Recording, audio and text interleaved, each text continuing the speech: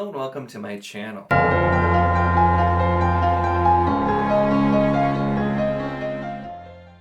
My name's Nico, this is Niko's Book Reviews, and today I'm going to be talking about Malice by Gwynne. Now, I had meant to get to this first book in the Faithful and Fallen series for quite some time. I've heard a lot of good things, some not so good things from some, but kind of overwhelmingly really good things. A lot of different people who have similar style to me were really talking about this book and how good it was, and so I was very, very excited to finally start this series. Now, I do want to say right off the bat, this is a positive review. I gave it on Goodreads like 3 out of 5, so I liked it. I didn't love it, I liked it. I do think it was good. I will absolutely be continuing on with the rest of the series, probably here pretty soon. And I just want to say that now, because I did have some issues. I did have some nitpicks, some problems with some things in the book, so I am going to be elaborating and talking a lot about those things, so I just kind of want to say right off the bat, I do think this was good. I still think it was worth reading, and in fact, this was actually the absolute perfect time for me to start this series, because, man, did I need kind of a breather from long, slow-paced books. I've been doing a lot of that lately, and I really enjoy stuff like that that's very descriptive, that's, slower and just really going on and describing, but I kind of just needed a quicker book, and, it's over 600 pages, I think. Yeah, a little over 600 pages, but the interesting thing about Malice is it could easily be a 1,200 page book, or, at least maybe 1,000. It could be so much longer. But it's written almost like it's a 300-page book that's trying to fit in 1,200 pages of content. The pacing is really kind of like almost nothing that I've ever seen. And the only things I can think to describe the pacing in a way are kind of the first Black Company book, where that wasn't really the fastest paced, but it just kind of would skip over things sometimes and just have things happen off screen. But the way Malice did that was different as well, because Gwynne really doesn't, tell you everything. He just, things happen. There'll be references to things that happened, or things will happen off screen. You're just kind of supposed to figure it out and move on with it. And he really tries to make sure he gets as much of the story into this book as he possibly can. I waste time, say lot word when few word do trick. A lot of time passes in Malice. A lot of things happen. There is quite a bit of action, even very early on and throughout, and there's good battles, ambushes, fighting, training, all kinds of stuff going on, but he really, really doesn't waste a lot of time, and it was just very different from anything I've ever seen. The other comparison I was going to make, which I'd completely forgotten these books existed until a short while ago, when I did the bookshelf tag and found one of them, but Morrigu, which was Mark C. Perry, Morrigu, and those books kind of just said, this is what happened, and it skipped over anything that wasn't action, and it kind of almost reminded me of that as well. But anyway, getting back to it, the pacing was so very fast. Even at a 600-page book, it really read like a much shorter book. The chapters are extremely short, so you can get through, and that works especially when you're introducing several characters, because if you don't really like a character that much, well, you're not going to have to stick with them all that long. You move on to new chapters, new characters, different things very, very quickly, and that's also what really kept some of the things that I didn't like about the book from really getting to be too much, because I was moving through so quickly, I was moving past, it was really easy to not dwell on certain things as they annoyed me. So for me, it really worked. The one thing I do want to caution is if you are not used to different characters, different plot lines, it can be a little bit hard to keep track. Especially early on, I found myself having to remind myself, okay, which character is this? Who's this? Sometimes almost confusing a couple of characters, because there are some of the characters that have kind of similar plot lines early on.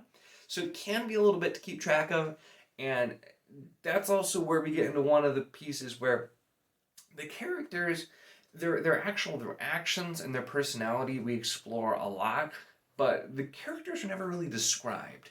And I can't exactly remember who I heard specifically mention that, but you really get pretty much no descriptions of the characters. It's very, very seldom do you get that, so you don't really know what they look like. And granted, I'm not saying describe the character every time, but kind of having descriptions, even if it's like other people meeting them, and kind of having that does help define a character in the mind. I've heard that gets a lot better. In fact, just about every negative thing I have to say about this book, I've heard from basically everyone that it improves drastically in the next books. And that's why I started at the front. I really don't want this to seem like it's negative. I just had some problems. And, I'm a reviewer. I'm going to review it. I'm going to talk about those things as going on. So characters, is one of those things. And I actually got into almost an argument with some of the people in my Discord. It was all in good spirits, but about how I really didn't like Corbin in this book.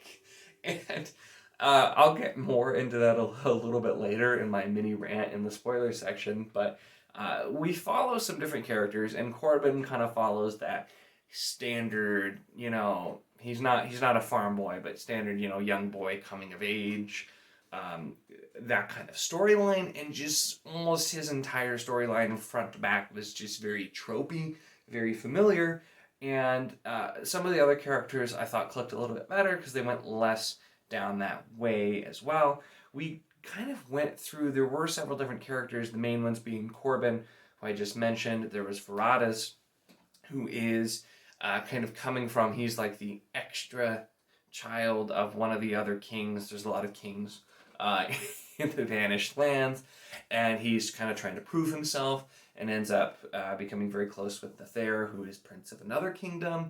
There's Castle, who is having a situation where he's doesn't get along with a family member, and it's getting bad, and ends up kind of trying to go his own way as well. We see Corbin with getting bullied a lot too, and that was kind of a theme for them.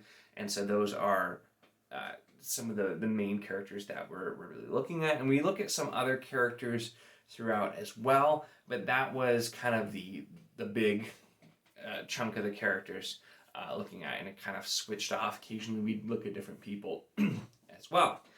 But looking at them, there just were several of them that were similar. We do get quite a few point of views with Corbin's sister as well, and so it's kind of seeing those two characters interact also did really work. So following the story, we see, like I said, quite a lot of different tropes, but there were some of them that were twisted a little bit of a different way.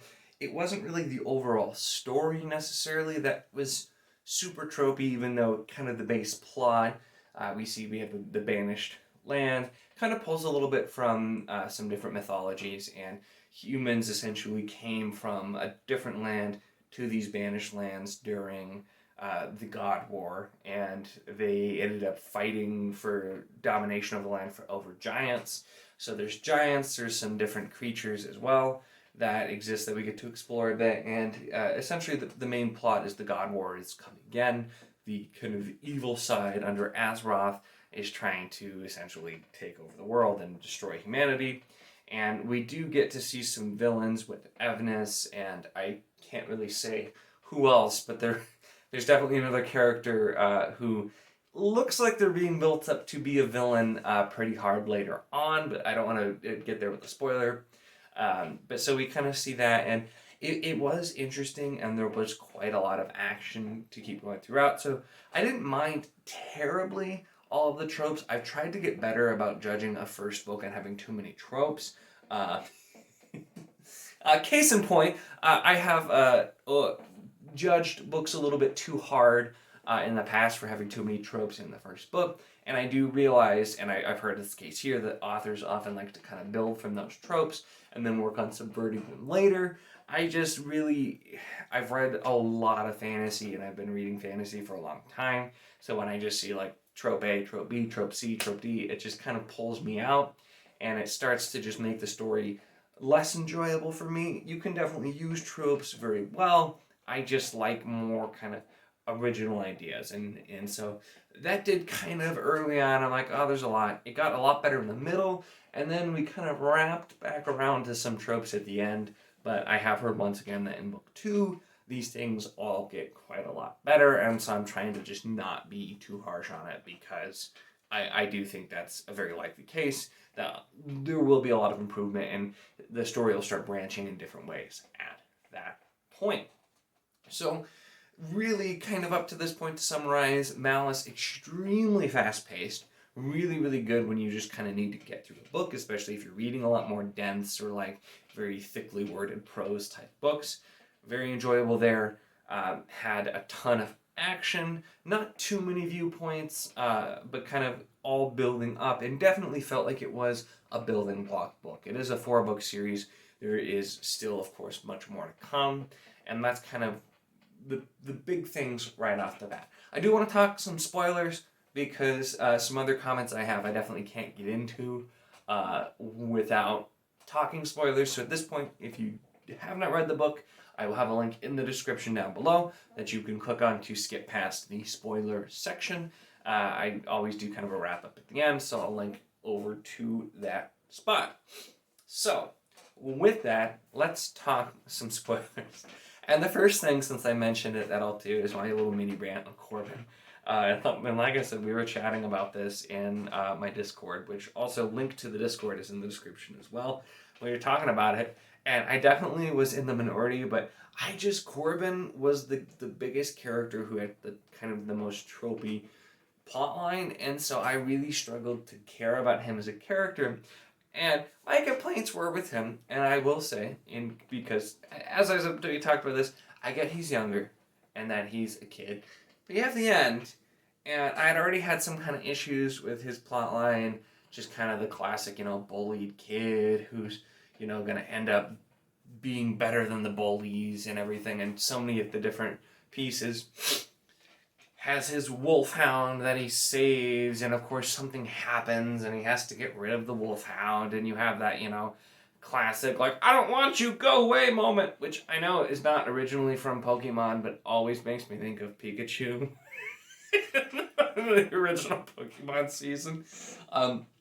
So that very old trope literally had that moment, and it just kept happening every time. I felt like I was getting like, okay, this is getting better. Then we just hit a trope really hard with Corbin, and so I didn't really feel that strongly about the character. But then the ending of Malice, I loved the rising action that you had in the Darkwood, where you had kind of all of the plots starting to materialize. You have betrayal, you have battles, you have all kinds of stuff going on. There's this big tension, and you have war declared by Brennan against the other kingdoms. You have so much going on. I loved that. And then we kind of slow down, and we have all of a sudden King Owain, who Brennan was preparing to fight, just magically shows up with no warning with an entire army, which was already very not particularly believable. I don't see an entire army moving, even with, just medieval times. Like, you don't have scouts, nobody was like watching, and that was kind of like, I don't believe that, but I was willing to look past it. So, but this is where we see Corbin. So he's on his long night. He's past his warrior trials. He's a man now. I get he's still young, but first of all, what does he do? He falls asleep as he's standing his vigil, wakes up just in time to see the invading army. And what does he do? Not like go tell anyone so that they can prepare. He goes and like talks to his friends, and I can't, maybe that would be the thing you'd want to do, but, he literally just, swore this whole oath about protecting the kingdom and his kin, and so I guess technically he did kind of go for kin. He went to his friend. But it's like, maybe, tell them so that, all kinds of people don't die. It seemed like a really questionable decision. And then a little bit later, he's like, oh, hey, I actually remember this secret passage that I found really early in the story that was pretty obvious was going to come up again. I should tell somebody. And literally thinks to himself he should tell somebody, and then just doesn't tell anyone. Just kind of goes and hangs out with his friends again. And what should happen? But the villains sneak in through the secret passage that they knew about. And it makes things a whole lot worse because he just didn't mention it. And if it would have been played differently, and here's the thing, if it would have been played of he didn't remember, this happened some time ago, if it wouldn't have been a thought of his until after they got in, and he's like, oh my gosh, maybe they got in and, had that moment, it would have helped. But he literally remembers and then just doesn't tell anyone about it. And that kind of got me, and they end up escaping through it. He also doesn't warn them that, hey, I found the corpse of a worm down here before. Maybe watch out. No, he doesn't. And there were so many times in the final battle scene, it was really the ending.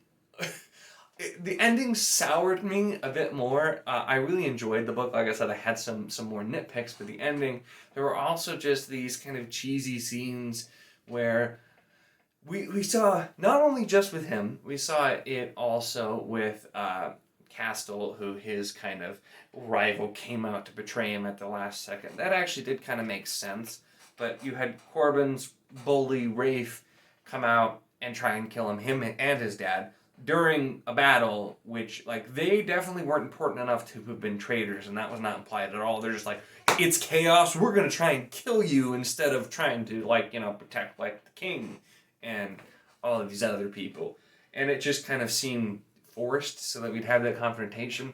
And just as I was reading that battle, I was completely pulled out of it, because it just kind of seemed like time would stop for everyone else so that Corbin could have his fight, and then time would stop with that fight as he then would, go somewhere else, new things. It didn't seem to make sense how everything just kind of stopped so that we could follow what was happening. And so the end kind of build up, I really wish it would have ended with Brennan saying, we're going to war with Owain and, was it Queen Ren, I think?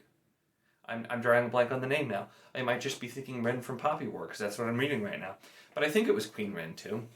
And so it's like the Clarion War was kind of built, but just the end scene, it really didn't work for me nearly as much. And kind of with them leaving and figuring out where they were going to be going, there were just some of those things that rubbed me the wrong way.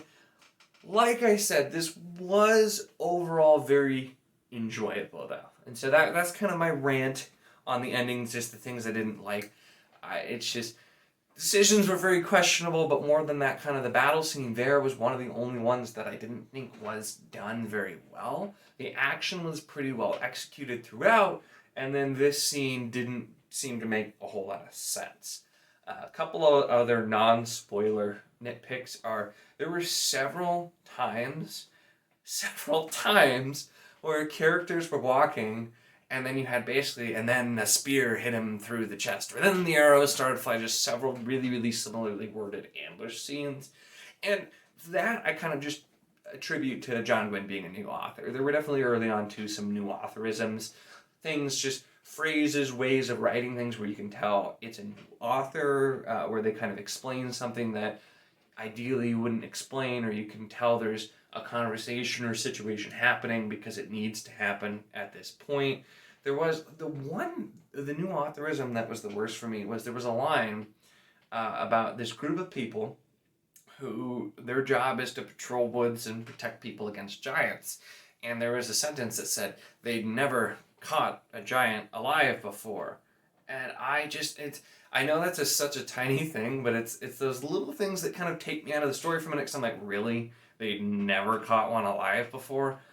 I would have understood with, like, it was rare too, because, they fight to the death, and I can get that that's probably implied, but you've just never, ever done it before, and you happen to this time. Things like that, where they're a little bit too convenient, it just kind of pulls away from the flow. But overall, this was just an exceptionally fast-paced novel. There was so much action, and it was such a very tight novel. I would say most new authors tend to kind of not know where they're going. You never feel like that for a second with John Gwynne. He knows exactly where he's going, and he's going there at breakneck speed. So really a really good building block, a really good first book, and it has me excited to read the rest of the series, because if this is where John Gwynne was at just with starting a 4-book series, I think being able to build off this, a lot of my complaints, nitpicks, I think, for one, as he improves as an author, as he keeps writing, I think are going to be big things. And obviously he's finished this and written other things as well. So I'm sure most of those things disappeared over time, as they tend to do with newer authors. And for 2, just everything he was able to accomplish with the pacing, with the amount of different plot lines going on, really just makes you think, holy crap, what's going to happen in the next 3 books? I got 3 books to go, and I already feel like I've read at least 2 books of content. So really was impressed with the pacing, and I was told specifically that this was a really good fast-paced book with the shorter chapters, and it was, like I said, this was a perfect time for me to read this. I don't think I would have not enjoyed it at another time, but I almost want to wait to read the rest of the books just because they're so good as an in-between book when you need to read something faster. When you're reading slower paced books, I probably won't. I'm going to read them sooner rather than later. But overall, really did enjoy it. Liked the book. I have a feeling if I'm here at a 3, definitely leaves a lot of room to go up to a 4 or 5 pretty quickly. Like I said, most of my complaints were small things, nitpicks. They're just things I can't help but noticing. It's the way I am. And if you're still watching this video, you probably are used to that and don't mind hearing about my nitpicks. But those are my thoughts on Malice. I know this has been kind of a longer video, but I had a lot to say about it in general. Let me know your thoughts. I know several who are watching this probably already have. Let me know your thoughts. And if you want to chat about Malice, Faithful and Fallen, books in general, jump down into the Discord. There's a link. Always a lot of fun having discussions over there. Make sure to give this video a like, and if you want to see more of my content, don't forget to subscribe.